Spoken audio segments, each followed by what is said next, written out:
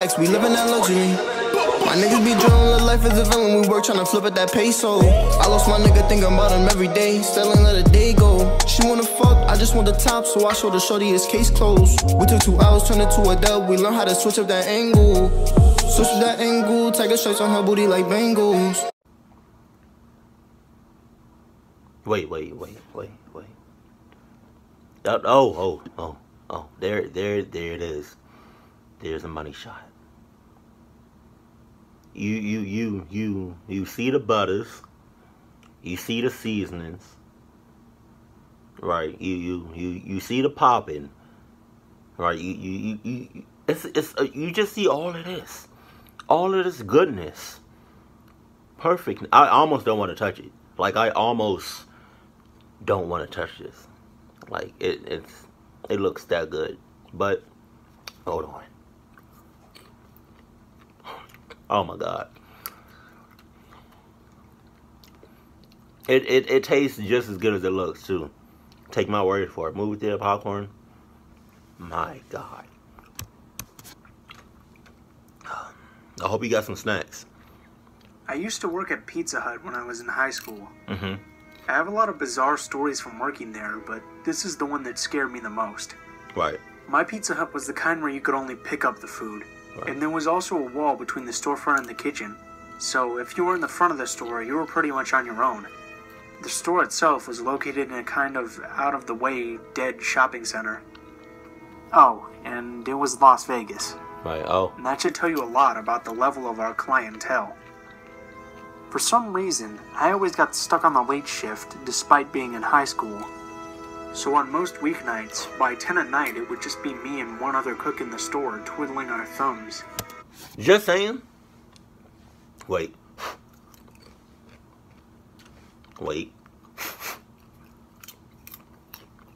Cluck all night shifts. Cluck them. I'm okay with the first shift. I'm okay with the second shift. Not okay with the third shift. Nope. Nope. Nah. Shouts out to anybody that does the night shift, the third shift, because you got some real balls, you cojones, some bowling balls. You got some real coconuts.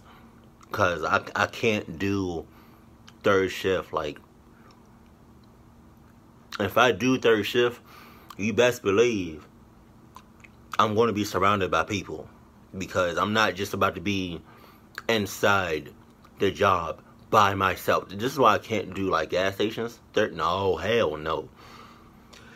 So if I ever do third shift, I'm gonna need like a couple of people with me. I can't do third shift by myself, no matter where it is and no matter what the job is. Just saying. I would hang out at the front, and the cook usually was way at the back of the store out of earshot. One night, I was hanging out behind the counter, and I saw this guy walk past. Mm-hmm.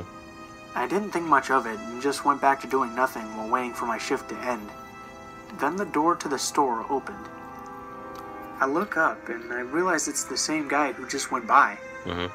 He's tall, but also like skeletally thin, and there's something just not right about his eyes. But despite him putting me on edge, I get up, greet him, and ask him what he'd like to order. Nothing. He just stands there in front of me, staring up at the ceiling and muttering to himself. I was only 17, and for the most part a good kid, despite living in Sin City, so I didn't really know what to make of it. Now, I would probably just chalk it up to drugs. Anyway, he's still standing there, vacant of expression, and muttering in what sounds like tongues. Get out. Then he abruptly spins around and just walks back out of the store without even acknowledging that I exist. Lock it. At this point I'm unnerved, but I just shake it off and sit back down. Clock. It's getting toward the end of my shift, and I'm counting down the minutes, when I realize somebody has just walked back into the store. Oh my God. I look up, and it's the same guy. Same creepy eyes, only this time, he's holding up a phone to his ear. What?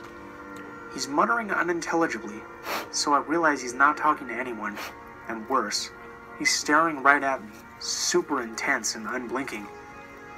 At this point, I'm starting to get frightened. He just keeps looking at me. and so I try to be polite and ask if I can help him. He starts walking towards the counter, still staring at me. Then suddenly he asks in a perfectly normal voice if his order is ready. I'm mentally going, what the fuck at this point, and I'm not sure how to answer.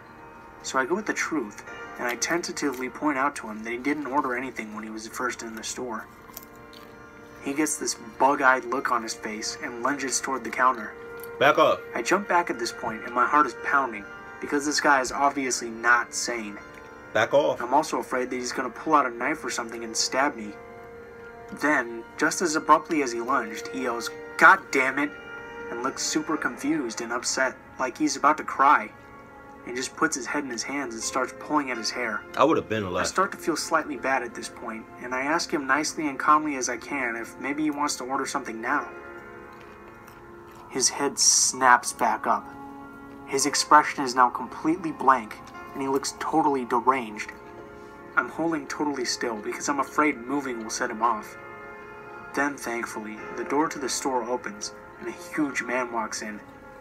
He looks at this guy kind of confused, realizing that something's not right with him. The crazy guy looks at him, and looks back at me. He then starts backing up until he's at the door. Hey, yo, that's funny. He said, I can't... It's funny because the employee that's behind the table and that's behind the desk, right, it's still there. I would have been left. I would have been out that store. Like, the cook would have been the only one in that store. But that's besides the point, right? It's funny because he said the crazy person looked at the guy and looked back at him. It's funny because if I was in your situation, the crazy guy looked at him and then looked at me, but I'm not there. I'm already gone. I'm already in my car. I'm already in my house. Like, what you mean, bruh? People stay playing, I'm trying to tell you. He starts walking towards the edge of the storefront, looking at me the whole time, and then he just goes past the edge of the store and is gone. The guy who walked in looks at me and asks what the hell was that. I just look back and tell him I have no idea and I think the guy was crazy. I try to shake it off, but I'm totally on edge for the rest of my shift. Don't shake it. When I clocked out that night, I made one of the drivers walk out with me. Right. Then I jumped into my car and just got the hell out of there. Right. I never saw that dude again, but it was a weird experience and pretty unnerving. I'm not sure what he would have done if that guy hadn't walked in when he did. Playing. I attend a college that's located in one of the poorest cities in Northern California. Right.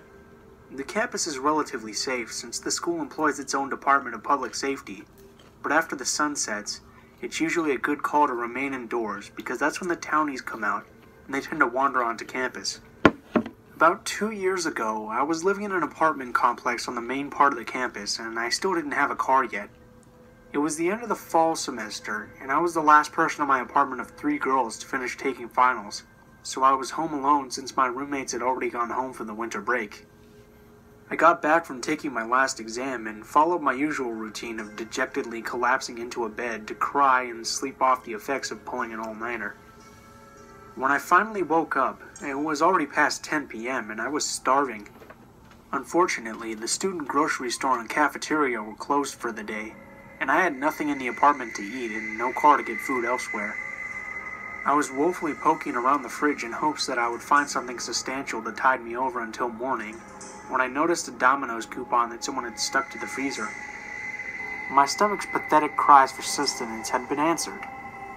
I quickly decided that there was no shame in ordering a whole pizza for myself, because 1, I was ravenous, and 2, the completion of finals demanded some sort of celebration, and 3, if anyone happened to ask, I was going to lie and say I was sharing with a friend or something along those lines. Anyway, I eagerly order up my feast for 1 and provide the cashier with my address, apartment, and cell number.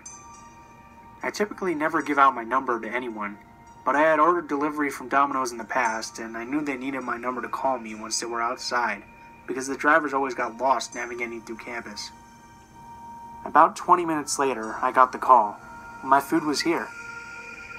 For reference, it was now close to midnight and the campus was pretty much dead since most students had gone home.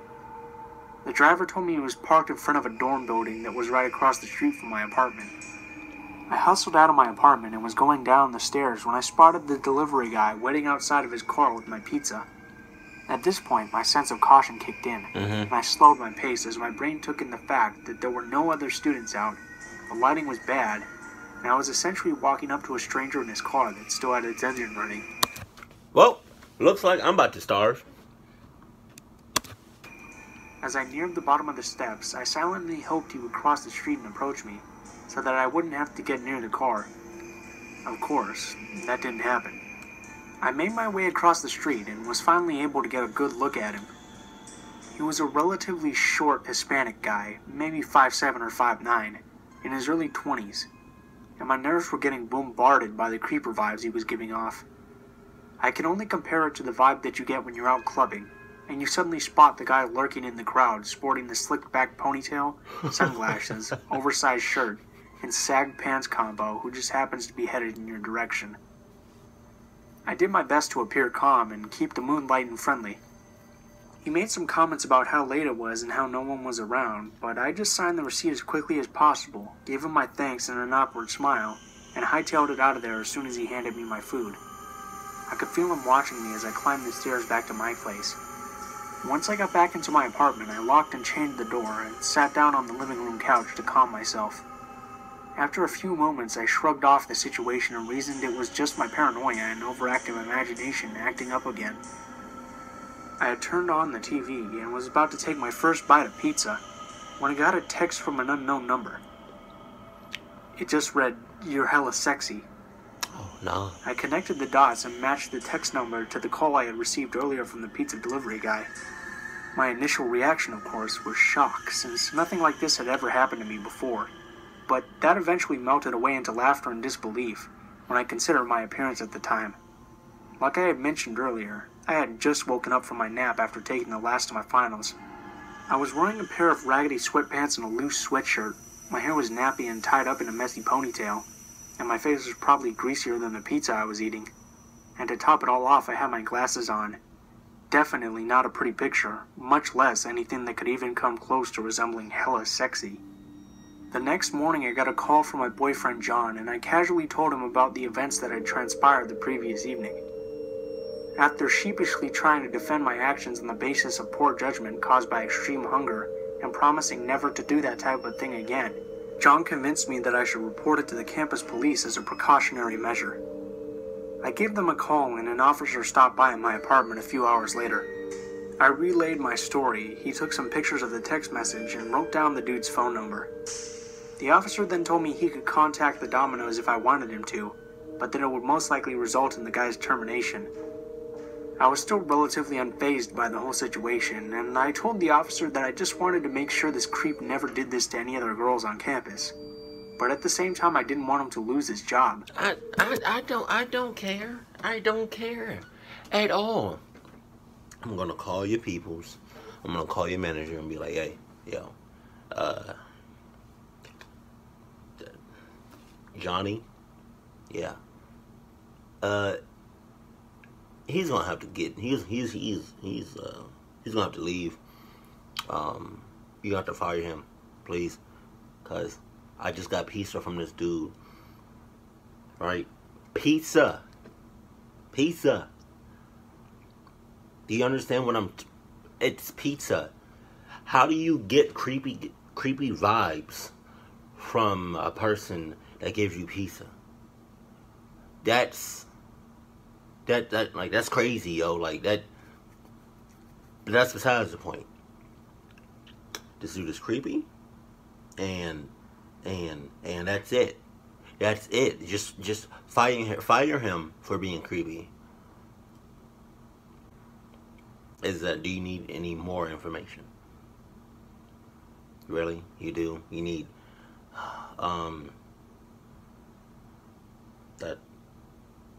okay. Johnny is creepy.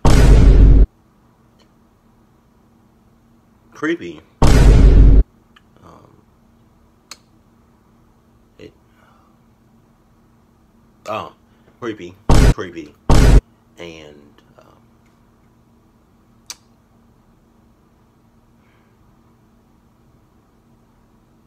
oh, right. Creepy. Yeah, that's it. The officer then started asking me questions about how I felt during my encounter. I felt creeped out. Questions along the lines of, do you feel threatened by this man? Yes. Do you feel safe in your apartment with the knowledge that he has both your phone number and your exact address? Nope. If I wasn't scared before, I definitely was now, and during the course of my questioning, I had broken out into a cold sweat, and my traitorous imagination began conjuring up all sorts of dastardly situations that ended in my untimely demise. Obviously, I ended up giving the officer the go-ahead to pursue my case and contact Domino's. About a month later, while I was at home celebrating the holidays, I got a call from my boyfriend. I had left him the keys to my apartment so that he could go store his bike there and crash in my room while I was away. He told me that he had stopped by my place, but that he couldn't get in because the keys weren't working.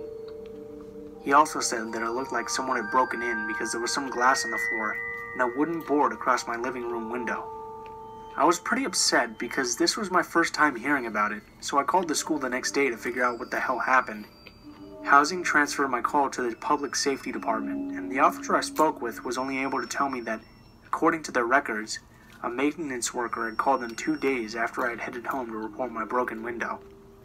Public safety had responded by boarding up the window and changing the lock when they noticed it had been tampered with.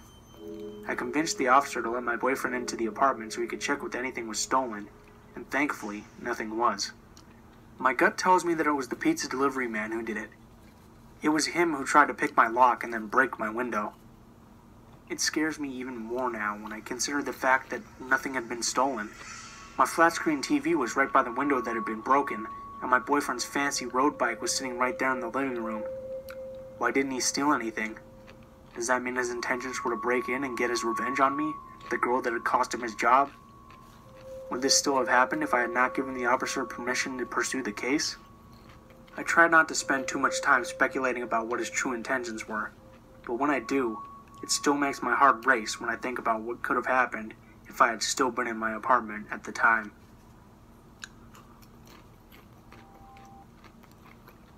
You was kind of clucking up. What the hell is that? I took a third job delivering pizzas in Chicago when I was 25. I had an order in one of these big fancy condominiums downtown. When you deliver to these buildings, you have to check in at the front desk, where they usually call the resident to confirm the delivery. Once I was cleared to go up, this young guy saunters up to the front desk from behind the crowds in the lobby. This was a Friday evening, and the lobby was abuzz with people ready for a night on the town. This guy was dressed kind of business casual, and the only thing that made him really stand out was that he was wearing one of those gaudy visors that you might associate with college frat guys. He jokingly says to me, "Hey, that's my pizza. I'll take it." To which I respond, "Fuck off, pal." No. I had heard some take or another of this joke before. It's especially common in business lobbies like this one, and typically that would be the end of it, and we'd never see each other again. But the tone of my voice, or my crude choice of words, or any one aspect of the way I conducted myself, seemed to have struck a nerve with the fellow. As I began to walk towards the elevator doors, he stopped me, and says with a grave tone, "You think you can talk to me that way? Do you know who I am?" I don't care. Is this still a joke? I thought to myself. What's going on here? I have several more pizzas waiting in my car, and if I don't deliver this one and get back to the mall parking lot in front of the building within 5 minutes, the valet will have my car towed. I decide to ignore the man and press forward, but he persisted after me, babbling about what he does to people like me. He followed me onto the elevator, crowded with other tenants. I thought this would make him shut up, but he only became more agitated. "I know what kind of person you are," he said to me, his eyes gleaming with hate. He pushed his face into mine, and allowed me my first good look at him. He was handsome, with fair skin, brown hair, and blue eyes. He was a young and virile white guy, probably from somewhere in Northbrook or Evanston or Lake Forest. If you've ever been stuck on a crowded elevator with an agitated lunatic, you know that tensions quickly rise once the collective group becomes privy to the fact that the lunatic is not in fact joking, when he Why would anybody be stuck with a crazy person or a lunatic? Like, you gotta be crazy or a lunatic to be stuck with somebody that's like that on the elevator. Like, are you serious? Like, who? Like, what? That makes no sense, though. Like, yeah, I tell you this much. You won't catch me. You won't hear about no news, like, no stories on anything, me being stuck in an elevator with a crazy person or a lunatic. Like, like, come on, bro. You can't. This is why you have to be cautious about your surroundings and the people that's around you because of things like that. Like, you, man, to be caught or stuck in an elevator with a crazy person, you asked for that. You saw it coming. Every time you're on the elevator or you get on the elevator, you see who's coming in. You see who's getting off. Alright? Hey.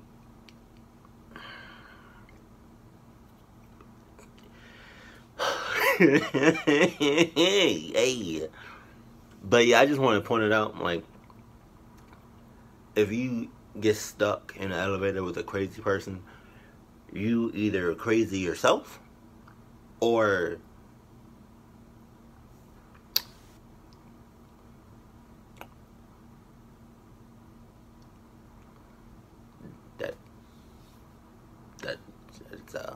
it's pretty much it. I can kill you, you know. I can have you killed. Oh. I can do it myself. I'll call the authorities if you keep this up, I said. You think these nice people want to listen to your threats of violence? My floor was the first stop, and him and I were the only ones to exit. I walked down to the empty hall, pizza in hand, and find the apartment number. All the while, this man is walking behind me and mumbling. You fuck. You're What? nothing to me. I hate your kind. Racist. I knock on the door and a middle-aged man answers. I tell him the price and give him the pizza. He gives me my pay and motions to the crazy guy. So, you let your friends come with you? No, sir. I've never met him before. He's been following me up here. I think he lives in the building. I do live here, and you're a worthless fuck who shouldn't be here. Who are you? The man with the pizza says, "Can't you see you're harassing him? He's only doing his job. Why don't you just leave him alone?" I thank the man and head back toward the elevator. This time, there's only one other man on the elevator. To break the tension of this guy's jabbering threats, I ask him what he does for a living. You live in this nice building, right? You're young. Where do you work? At the Merc, he says. The Chicago Mercantile Exchange. Visions of him on the busy trading floor shouting and signaling about commodities and futures flashed in my head. It made sense now. When we reach the lobby, he stays on the elevator, presumably to go to his apartment. I walk across the lobby with the other man on the elevator. On the way out the door, I say to him, "Typical Wall Street behavior, huh?" "Sure enough," he says. Show enough. This happened a few years back, when I was 12 or 13 years old. I'm from the Philippines. It was a Sunday afternoon at probably 5 to 6 o'clock, and I was at home with my dad. Why? My mom had left to buy groceries about 30 minutes ago using our one car. As I was watching videos on YouTube, the doorbell suddenly rang. It rang quite a few times until I'd finally had enough of it. That's when I knew that I had to open it. Knowing that my dad was probably sleeping in the other room, I reluctantly went downstairs to open the door. Wow. The thing is, I've dreaded opening the front door for people ever since my grandpa scolded me for opening the door to the mailman for this house. He lectured me about how dangerous it could be, like I could be kidnapped or something. With that thought, I climbed on the sofa, which was 3 feet away from the front door, and pulled the curtains to see who was ringing the doorbell. Note that the window I looked through was surrounded by a tall fence 4 or 5 feet away, so I felt perfectly safe, and I found it convenient later once I talked to him. He had a dark cap on and a blue jumper. He looked pretty normal to me, but we weren't expecting anyone on a quiet Sunday.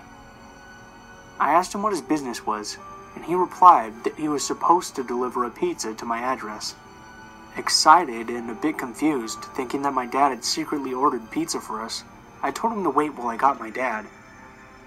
I climbed upstairs to my parents' room and saw my dad sleeping. I woke him up and asked him if he ordered pizza, and he replied in a daze that he didn't. Oh, there it is. Disappointed, I go back downstairs to break the news to the delivery guy who probably got the wrong address. But when I got back to the window, he was gone. Since I was pretty young back then, I didn't think much of it until now. Today I'm certain, and even my mom agrees when I told her the story a few years later, that I was almost kidnapped. One, it was quiet outside and I left my bedroom window open, but I didn't hear a motorcycle revving near the house, nor did I hear it when he left. Two, he left just like that, even though I specifically told him to wait. I didn't say that we didn't order pizza. Three, I didn't see a logo of the pizza place he was supposed to be working for. The strange thing was that we only had two that were near us, and they had a distinctive red color. Four, I didn't see a motorcycle near him, which was extremely odd. My mom's theory was that the guy probably thought I was at home alone because our single car was gone, and my dad rarely got out of the house since he was unemployed back then. What probably got him to leave was that I told him to wait for me to get my dad. If not for my grandpa scolding me, I would have answered the door and probably not be here writing this for you guys. Hey, he was not clucking up. Hey guys, what's up? It's Blue Spooky here. I just wanted to thank you all for watching, especially if you made it this far to the end of the video. We're pretty close to coming up on 500 subscribers now, so I'm super excited about that. Gonna try to get back on schedule here pretty soon. And what better way than to start off with this special scary pizza delivery stories video. If you guys like the video, please feel free to like and subscribe. And if you have any constructive criticism or feedback, please leave it in the comments below, because I'm always trying to improve, and I'd really like to know what I can do better for you guys. If you have any stories that you'd like me to read, or your own personal stories that you'd like to send in, I have links to all my social media in the description below, so you guys can check those out. Thank you guys for watching, and I hope you have a great day. This seemed like it was kind of old, like really old, cause you know when yeah, it is, because now I think in his most recent videos he say, "Hey guys, Blue Spooky here," but in this one he said like Blue Spooky, yeah. Can we just give a second, and applaud the kid in the comment section? Can we get some like clapping hand emojis, some applaud emojis for the kid for number 4? He was kind of close, I'm not gonna lie, to getting kidnapped and clucked up, but he noticed the red flags. He noticed the 4 or 5 different red flags, and that's what I'm talking about. That's what I'm talking about, bruh. He didn't get too excited where he forgot, you know, the do's and nots, or like the do's and the do's. Wait, is it the do and the do not, or I don't know how to say that. Yeah, y'all know what I'm trying to say. You know, like, I want my kids, when I decide to have kids, I want my kids to be like that, you know? If I tell you that, you know, I didn't order pizza, and there's a pizza delivery person at the door, don't open it. Point blank period. You know? If I say, you know, we're not going to Chuck E. Cheese, don't question it. Right? Right, like, Chucky himself is scary as hell. He should scare you too. Just saying. You know? I pass I passed Chuck E. Cheese like a couple of times. And every time I pass it, I'm like, nope. Nope. Mm-mm. I just don't like Chucky. Like, I never have. That's crazy. But yes, there's not a chance in hell that I would ever be a delivery person. Because of stuff like that. Like, you don't know. Like, once you like, you're at that stranger's place, at that stranger's doorstep, right? And they open that door, anything can happen. You know, it could rain. Like, as soon as they open the door to get the pizza, right? A lot of things can happen. One, they can either get the pizza and give you the money, right? Or you can pay online and they get the pizza, close the door, right? Or they get the pizza and you don't get the money, right? Or they say, hold on, let me get the money, come on in. I'm not coming in. Nope, I'm gonna stay I'm about to curse. I'm gonna stay my butt right here, right, until you come. I'm not going inside your place. You must be crazy if you think I'm gonna come inside your place. Like, no. Anybody that's ever did delivering before or plan on doing it or is about to do it, unless you know that person really, really well, and unless you cluck with that person hard, pause. When a person says, come inside, or hold on, or like, you can come on inside, don't just stay right outside. And plus, I just want to throw this out there, please, and I hope you listen real close, right? If you're doing delivery, right, or you're about to do it, right, make sure that when you about to go out and you about to deliver that food, that you have on your Adidas.